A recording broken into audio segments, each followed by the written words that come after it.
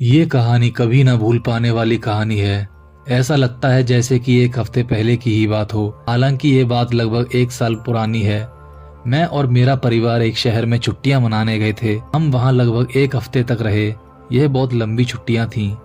सच कहूं तो इसने मुझे इतना थका दिया था कि मैं बस सोना चाहता था।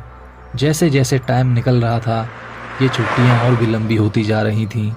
मैं बहुत थक गया और जब मैं सोने वाला ही था, मैंने 3 परछाइयां देखी जिनके चेहरे नहीं थे।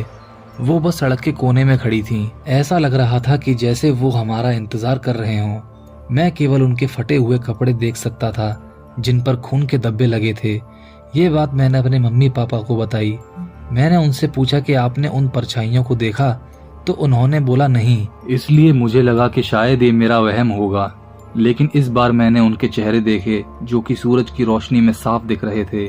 मुझे लगा कि ये वो सब हैं जो बिना टिकट के घुसने वालों को पकड़ते हैं, इसलिए ये सड़क की रखवाली कर रहे हैं।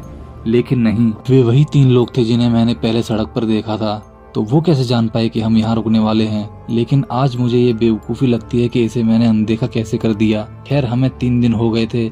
हम समुद्र में तैर रहे थे और सूरज को डूबता हुआ देख रहे थे और वहाँ कुछ अजनबियों के साथ खेल रहे थे। उस दिन करने के लिए ज्यादा कुछ नहीं था, इसलिए मैं अपने रूम में चला गया और कुछ काम करने लगा। हमारे जो कमरे थे वो बांस की लकड़ी से बने हुए थे। मेरी नजर अचानक छत पर गई। मैंने किसी को वहां देखा। मैंने सोचा कि ऐसे कैसे हो सकता है, क्योंकि इतनी ऊंचाई पर कोई कैसे पहुंच सकता है, जबकि उसे वहां चढ़ने के लिए एक सीढ़ी की जरूरत होगी। मैंने फिर भी उसे नजरअंदाज कर दिया। रात के समय में मैं और मेरा परिवार सोने ही वाले थे। तभी अचानक हमने लोगों के चिल्लाने की आवाज सुनी। वो आवाज इतनी तेज थी कि लग रहा था कि कहीं हमारे कान के पर्दे ना फट जाएं। लगभग 10 मिनट के लिए ये सब बंद हो गया। मैंने फिर से वही आवाज सुनी, लेकिन इस बार वो आवाज मुझे धीमे से आ रही थी। वो ऐसे चिल्ला रहे थे जैसे कि मेरे बिस्तर के बगल में ही फुसफुसा रहे हों। अब मैं उस आवाज को सुनकर डर की वजह से खड़ा हो गया, लेकिन मैं ही नहीं था जिसने वो आवाज सुनी थी। वो आवाज मेरे पूरे परिवार ने सुनी। हम सब इस बात से अनजान थे, इसलिए हम सब बाहर देखने गए, पर हर जगह देखने के बाद भी हमें कुछ नहीं मिला। आसपास के लोगों ने फिर हमसे पूछा कि क्या हुआ।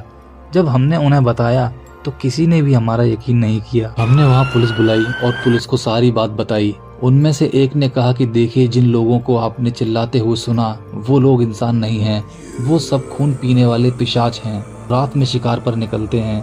क्या वो आपके घर के पास हैं या दूर? अगर आपने उनके चिल्लाने की आवाज सुनी है, अगर वो आवाज तेज है तो वो दूर हैं, अगर वो आवाज धीमी है तो वो आपके आसपास ही हैं। और उन्होंने बोला कि शिकार करने से पहले वो सब अपने पंजे का निशान उस घर में छोड़ देते हैं जहां उन्हें शिकार करना होता है। हम सब पूरी तरह से चौंक गए और साथ ही साथ घबरा गए। अब सब कुछ हमारे समझ आने लग गया था। पुलिस ने हमारे चेहरों पर घबराहट और चिंता देखी, इसलिए वो सब हमारे साथ हमारे कमरों में गए और हमारे सामान को पैक करवाया और वापस लौटने के लिए बोला। हमने सुबह ही अपना सामान पैक कर लिया और जैसे ही हम गाड़ी में बैठने वाले थे, मेरा दिल अचानक तेजी से धड़कने लगा और मेरे शरीर से ठंडा पसीना बहने लगा। मैंने उन 3 लोगों को फिर से देखा। वो सब मुस्कुरा रहे थे। जब मैं गाड़ी में बैठ गया तो मैंने उनके चेहरों की तरफ नहीं देखा। आज तक मुझे कभी पता नहीं चला कि उन लोगों ने हमें कैसे ढूंढा, लेकिन जो मुझे पता है वो ये बात है कि हम सब उनसे मिलने के बाद भी जिंदा हैं। हमने इसके बारे में किसी को नहीं बताया। मुझे उम्मीद है कि मैं अब उन 3 लोगों को फिर से कभी नहीं देखूंगा।